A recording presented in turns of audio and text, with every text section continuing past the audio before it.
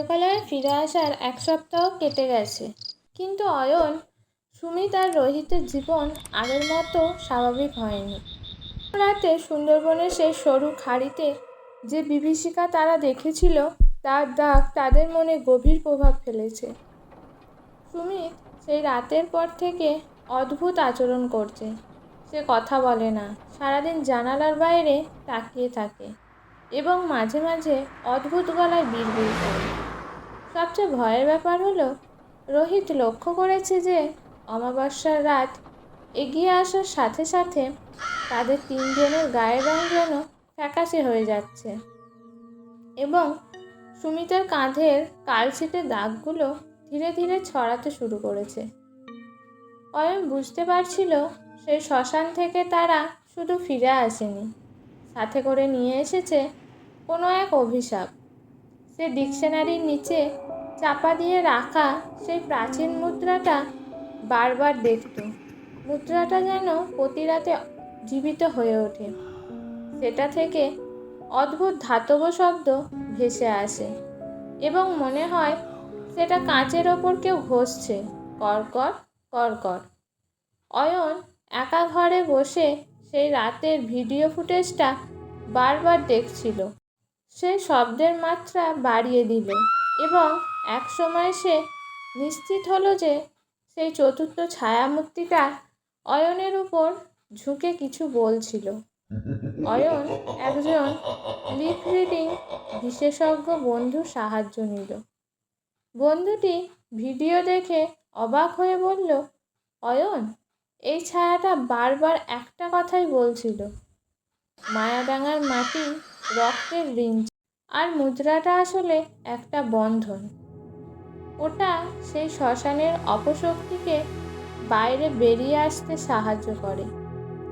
অয়ন বুঝতে পারল, মুদ্রাটা শুধু একটা প্রত্নতাত্ত্বিক জিনিস নয়, ওটা হলো সেই অতৃপ্ত আত্মাদের মুক্তির চাবিকাঠি, অথবা তাদের বন্দি রাখার মাধ্যম। মুদ্রাটা লোকালয়ে নিয়ে আসাই ছিল তাদের বড় ভুল। অমাবস্যার আগের রাতে রহমত মিয়া অয়নের বাড়িতে হাজির হলেন। তাকে দেখে মনে হচ্ছিল তিনি যেন অনেক দিন ঘুমাননি। তিনি গম্ভীর গলায় বললেন, দাদা ঠাকুর, সুন্দরবন থেকে সংবাদ এসেছে। সেই শ্মশানে প্রতি রাতে নিজে থেকেই চিতা জ্বলছে, আর সেখান থেকে নারী পুরুষের আর্তনাদ ভেসে আসছে। সুমিতবাবুকে বাঁচানোর আর এই অভিশাপ থেকে মুক্তি পাওয়ার একটাই উপায়।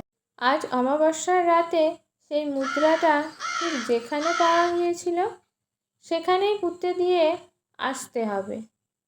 আর এবারে জোয়ারে বনবিবির কৃপা ছাড়া ফেরা অসম্ভব হবে।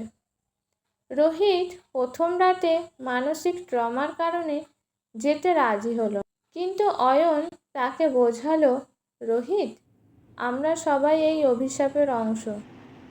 যদি আমরা আজ এটা শেষ না করি তবে এই আত্মাগুলো আমাদের একে একে শেষ করে দেবে। সুমিতের অবস্থা দেখিসনি? অবশেষে রোহিত রাজি হলো। নিকষ কালো অমাবস্যার রাত। তারা আবার নৌকায় করে সুন্দরবনের গহীন অন্ধকারে রওনা দিল। এবার বনের পরিবেশ আরও গম্ভীর, আরও ভয়ানক। জলের ওপর দিয়ে এক অদ্ভুত কুয়াশা ভেসে বেড়াচ্ছে।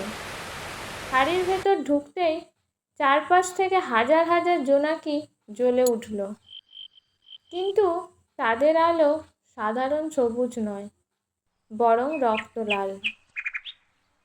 শ্মশানে পৌঁছানোর পর দেখা গেল এক নারকীয় দৃশ্য। চিতাগুলো দাউ দাউ করে জ্বলছে, আর আগুনের ভেতর থেকে মানুষের হাড়গোড় আর করটিগুলো নিজে থেকেই নড়াচড়া করছে। এই লম্বা নৌকোওয়ালা প্রেতাত্মাটা এবার সরাসরি সুমিতের দিকে হাত বাড়ালো। সুমিত যেন কোনো সম্বাহনে আবিষ্ট হয়ে ধীরে ধীরে চিতার দিকে হাঁটতে শুরু করলো। রহমত মিয়া চেঁচিয়ে উঠলেন, মুদ্রাটা ছুঁড়ে দাও অয়ন।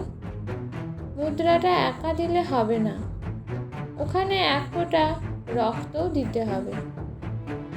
অয়ন নিজের আঙুল চিরে এক ফোঁটা রক্ত সেই মুদ্রার ওপর ফেলল এবং সজোরে সেটাকে শ্মশানের চিতার গর্তে ছুঁড়ে দিল। মুহূর্তের মধ্যে এক বিকট চিৎকার শ্মশানকে কাঁপিয়ে দিল। আকাশ চিরে এক বজ্রপাত হল। শ্মশানের সেই আগুন নিভে গেল এবং ছায়ামূর্তিগুলো একে একে ধোঁয়ায় মিলিয়ে যেতে লাগলো। সুমিত জ্ঞান হারিয়ে মাটিতে পড়ে গেল। সেই করটিগুলো মরমর করে ভেঙে গুঁড়ো হয়ে গেল। কয়েক সেকেন্ডের মধ্যে সুন্দরবনের সেই অভিশপ্ত এলাকা যেন শান্ত হয়ে গেল। কুয়াশা কেটে গেল এবং চাঁদ মেঘের আড়াল থেকে বেরিয়ে এলো।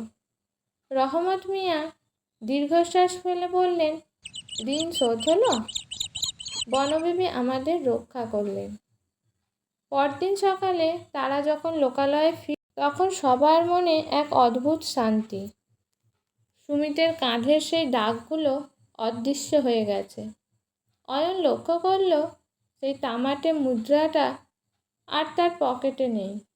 ওটা শ্মশানের গভীরেই থেকে গেছে। তারা আর কোনোদিন সুন্দরবনের সেই খাড়ির দিকে যায়নি। অয়ন, সুমিত আর রোহিতের জীবন ধীরে ধীরে স্বাভাবিক হয়ে গেল।